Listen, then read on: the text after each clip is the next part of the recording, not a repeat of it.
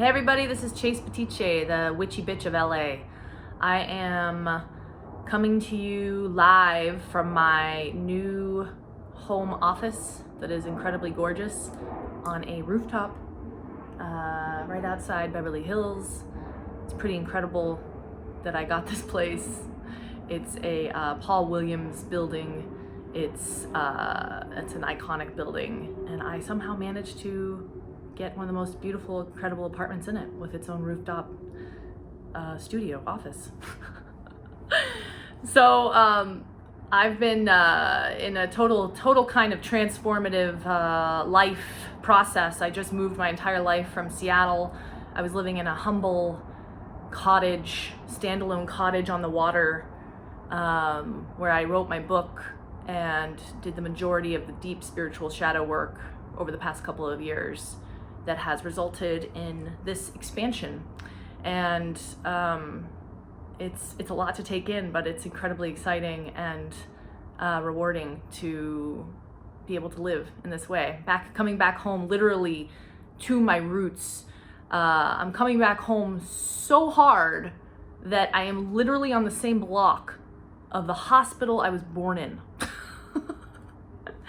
So where I came into this earth is where I've come back to, and I feel very deeply. I've gone full circle and had a karmic cycle, and now it really is time for me to come back home and spread the witchy bitch message to recalibrate these energies of the divine feminine for all on the planet, so that we can begin to live in a higher level of harmony with ourselves, each other, and for the feminine energies of the world to increase, so that we will stop destroying one another and start feeling one another more, including ourselves. So this week I felt really inspired to, I'm just getting set up here, so it's kind of bare bones, but I felt really inspired to do my video on the idea of facing the fire. So on my drive down here from Seattle, my sister, who's an incredible DJ, Jackie Butiche, she made me this incredible playlist, and the whole journey was, I was feeling this playlist, and one of the songs on the playlist is it's by this band called Boy Harsher, and it's called Face the Fire.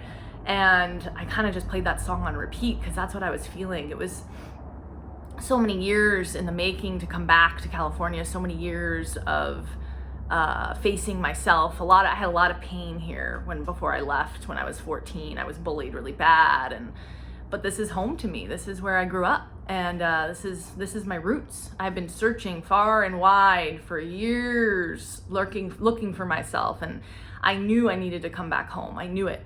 And so on this journey coming home was a true facing of the fire. And I've really been thinking about that because all of my work revolves around this idea of reclaiming our witch power as men and women.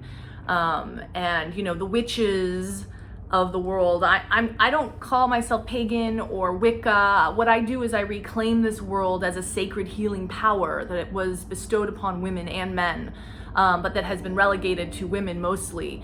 Although I do have some men in my program now, and that's really, really exciting. This was a sacred healing power that women carried, men and women carried, these women were the midwives, they were the healers, they were the wise women, they were in tune with the etheric realms, they were in tune with spirit realms, they were intuitive, right? They understood deeper internal energies.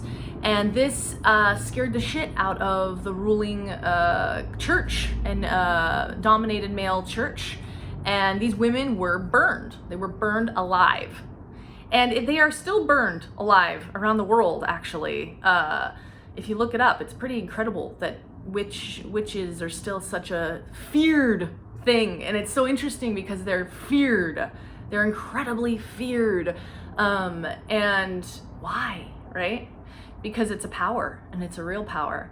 And so I was thinking about this as I was driving, and I was thinking about this, as the energy. I have a lot of fire in my chart, and I love fire, and I have had dreams my entire life of literally my house burning down. And I've had dreams where I'm on fire and I get woken up by fire.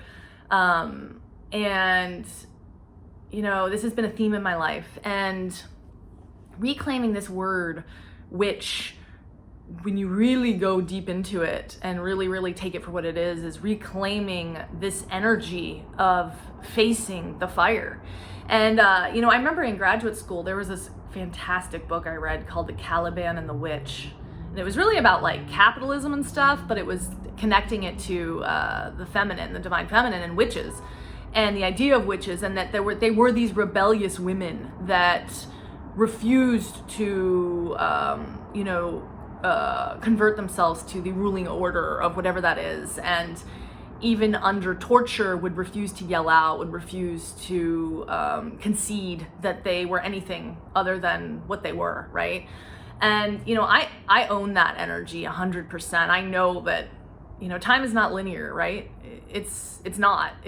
We're all connected. We're linear on this planet. We're didactic, we're material, but etherically there is no real time. So, you know, we can access those lives. We access those lives in dreams. When I do deep meditation, I can access those lives, and I know I've lived a life where I was burned many times.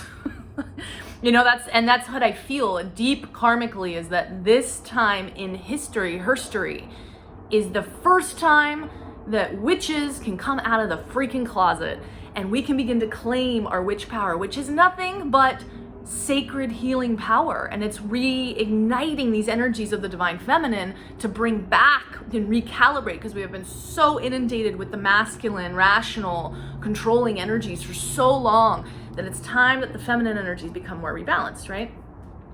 So I was thinking about this, facing the fire, and, you know, these women, these witches that would refuse to concede and would choose and refuse to confess that they were evil witches, because in that day it was witches were connected to Satan, and, you know, these were healing midwives, you know, and the ones that refused to concede were, you know, the ones that faced the fire. You know, they'd be tied to the stake, and they would allow themselves to feel themselves being burned and face that pain. And there is such power in that. There is so much power in that. And we can take that and use that in our lives, use that metaphor in our lives, because that's what I feel I'm kind of been doing, is I've been because really when we think about fire and we think about like being burned alive, we think, you know, it's like the worst thing that could ever happen, right? It's like the most painful thing that could ever happen, right? Being burned alive. And that's us as humans. We're so afraid of pain. But what if we weren't?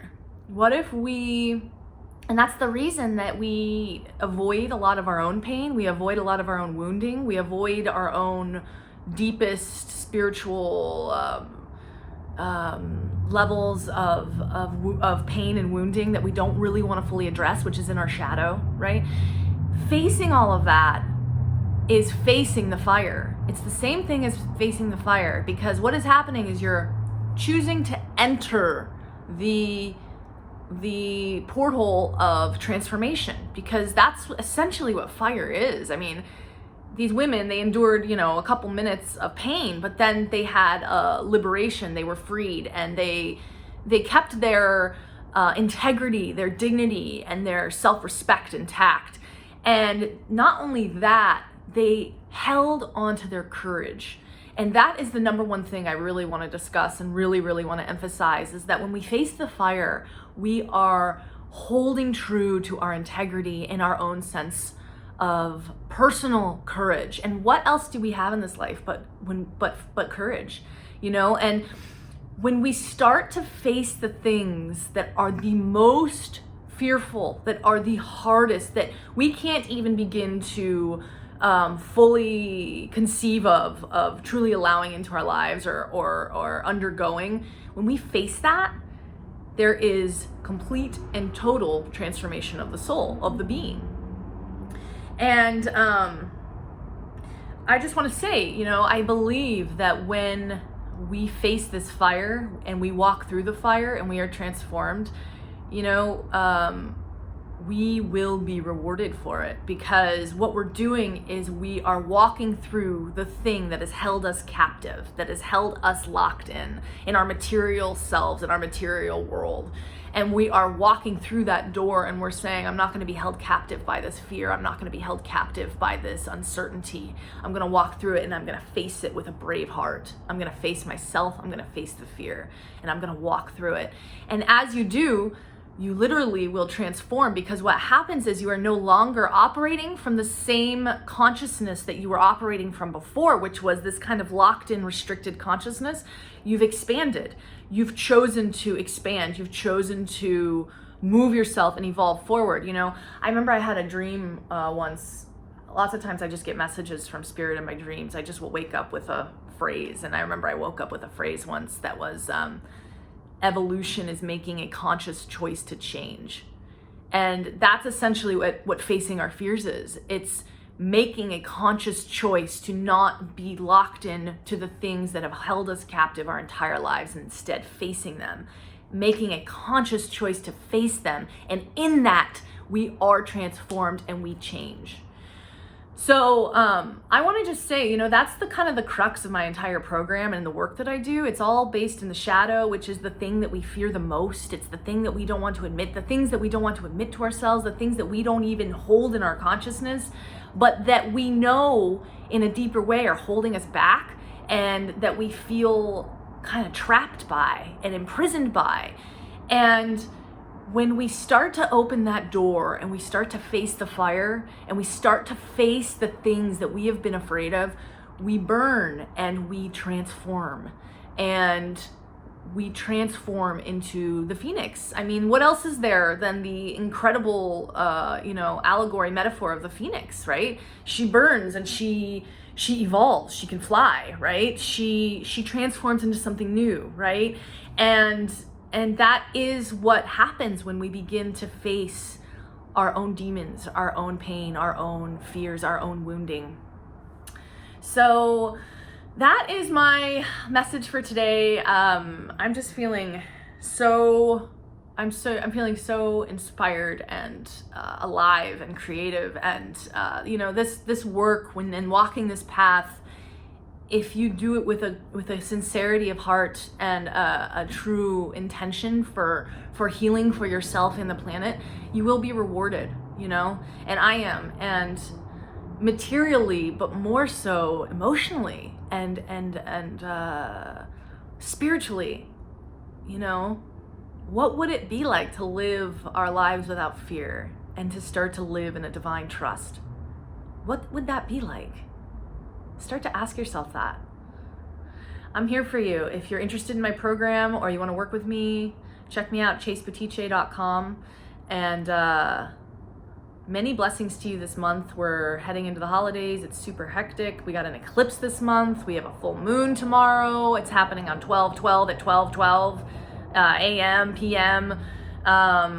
There's so many alignments, there's so many synchronicities, there's a lot that's getting faced right now cosmically and astrologically. We're kind of building up to this Saturn-Pluto conjunction that's we're already starting to feel, that is basically the energies of hard work, dedication, persistence mixed with the energies of complete transformation. That's actually the aspect I have in my natal chart, which is the aspect we're going to be coming to 2020. So I know this energy. This is my energy. And when faced and put those two together, and when faced, complete transformation actually evolves and happens. So if you have any questions, feel free to email me, chasepetiche.com, info@chasepetiche.com. And many love to you, many blessings to you in this month, and love.